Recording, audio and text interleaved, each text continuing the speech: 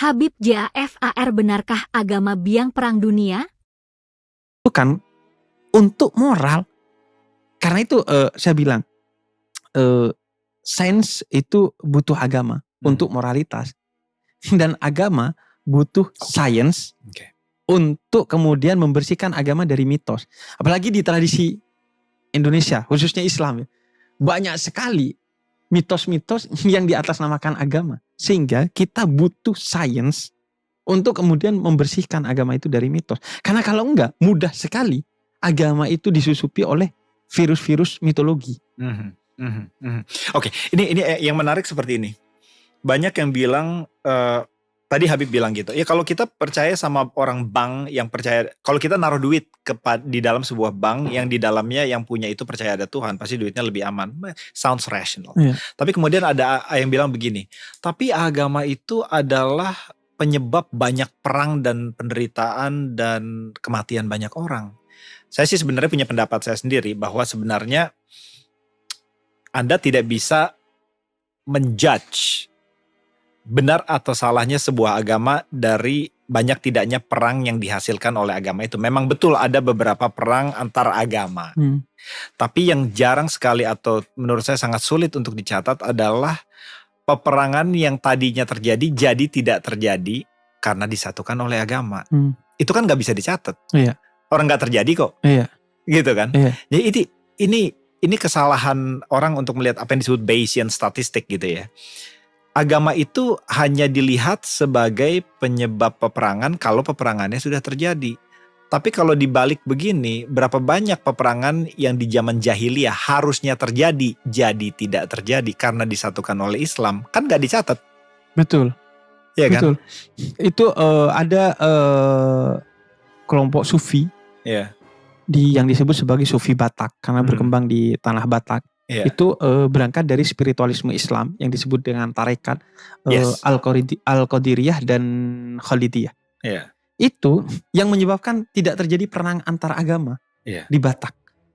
Karena spiritualisme tarekat itu kemudian membangun toleransi antar khususnya Islam dan Kristen di sana.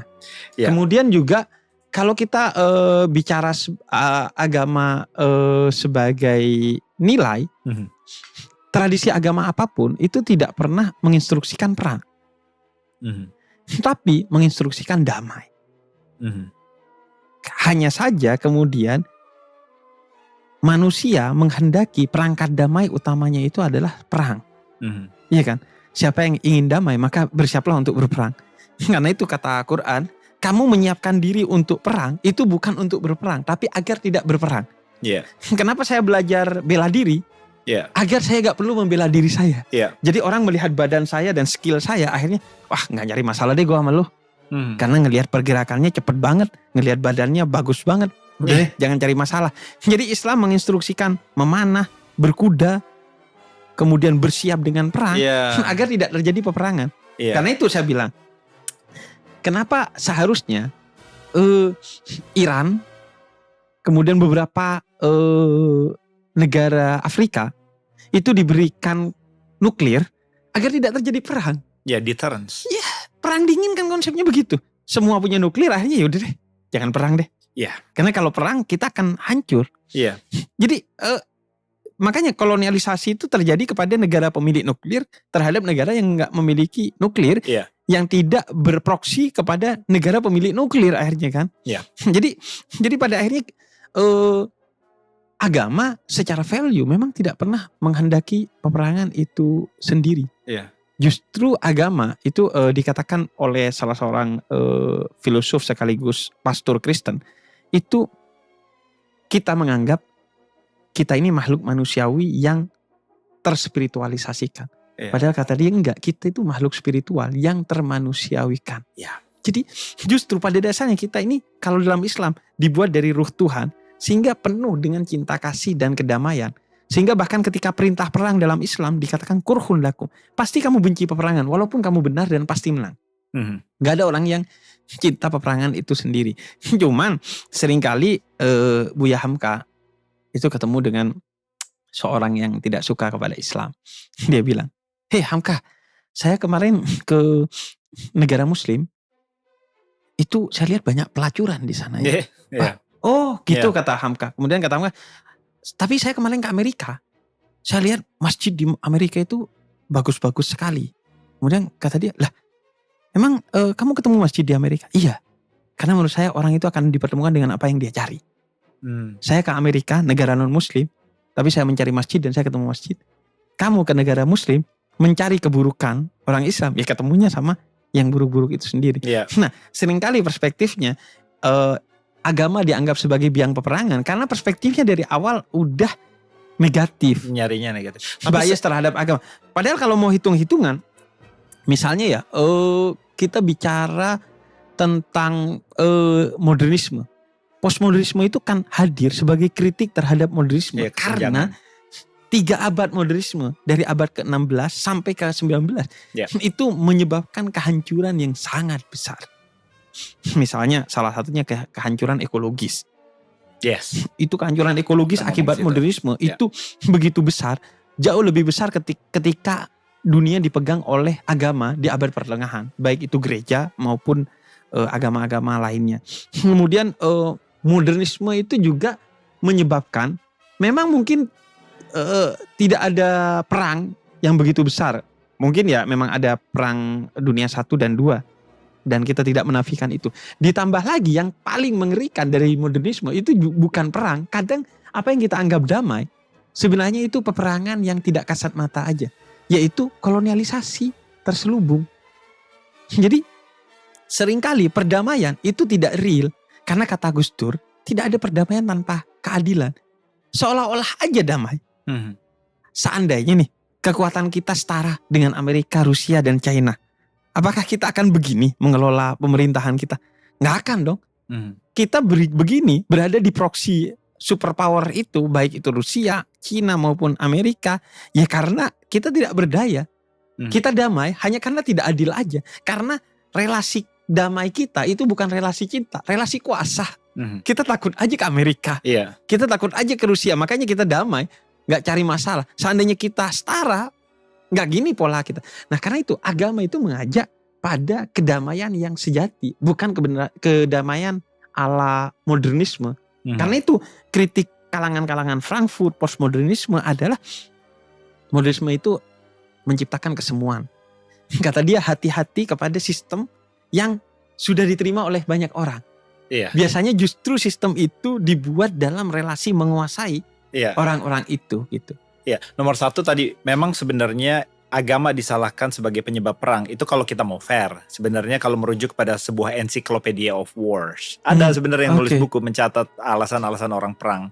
Sebenarnya agama itu account for only 2%. 2%. Oh 2%. Hanya 2% sebenarnya. Yang kita dengar tuh banyak di kalangan populer bahwa semua agama itu perang. Padahal perang-perang yang sekuler juga perebutan tanah yang gak ada hubungannya sama agama juga banyak gitu. Cenderungnya ekonomi politik. Tapi agama kemudian diseret-seret agak lebih seru aja. Saya maksudnya agak berhati-hati ya, karena betapapun ada buku yang bilang ini, buku itu bilang itu, tentu ada kelemahan dalam metodologi penulisan gitu. Tapi yang pasti kita tidak bisa melihat benar atau tidaknya sebuah worldview dari impactnya kepada dunia. Maksudnya gini loh, penjahat bilang 2 tambah 2 sama dengan 4 ya benar, lepas dari dia jahat atau baik. Betul. Gitu loh maksudnya begini. Saya mau ini ya, tadi soalnya Habib bilang tentang modernisme. Apakah maksudnya kita harus, kan kritik terhadap modernisme itu lahir dari postmodernisme yang melihat adanya kesenjangan, kolonialisme, relasi kuasa akibat modernisme. Tapi kan postmodernisme meninggalkan itu semua, bahkan dia meninggalkan absolutitas dari kebenaran itu sendiri. Semuanya relatif, dia bilang. Betul. Semuanya relatif. Kita juga nggak mau terjebak ke situ kan? Iya, kita tidak mau terjebak ke situ juga. Tapi kan kita seringkali gini, kita itu butuh pandangan-pandangan lain, baik itu postmodernisme atau pandangan kiri. Islam sering ketemu dengan pandangan-pandangan kiri. Menarik, gitu, pandangan-pandangan komunis dan sosialis gitu. Ya karena kita menggunakan itu sebagai pisau bedah. Saya rasa postmodernisme kemudian kiri itu adalah pisau yang bedah yang bagus terhadap kapitalisme.